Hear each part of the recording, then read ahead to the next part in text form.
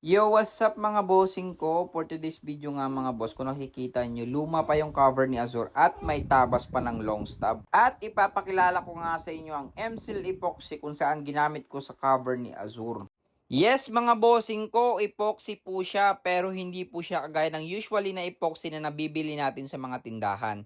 So ayun mga boss, pagsasamahin ko lang sila and then paghahalu-haluin natin ng gamit ang kamay lang natin mga bossing ko.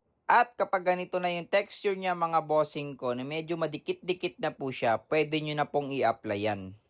At kumuha lang kayo mga boss ng panghulma nyo o yung pampatong nyo sa epoxy mga bossing ko. At kung nakikita nyo mga bossing ko, karton po ang ginamit natin pampatong dito o panghulma ng epoxy mga boss. So napakadali lang po nito gamitin mga bossing ko. Kahit wala kang experience o idea sa pag-epoxy mga boss, sundan mo lang yung ginawa ko at magagawa mo rin ang nagawa ko. At ito na nga ang kinalabasan mga boss, matigas na ang epoxy. So ito po siya, ganyan lang po kaliit pero napakabisa niyan mga boss.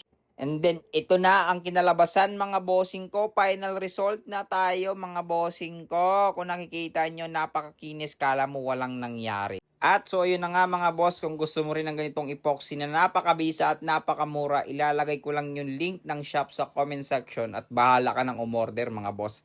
Napakamura lang yan mga boss pero napakabisa. So, bahala ka na mga bossing ko. So, hanggang dito na lang yung video natin. Peace, ride safe. Broom broom.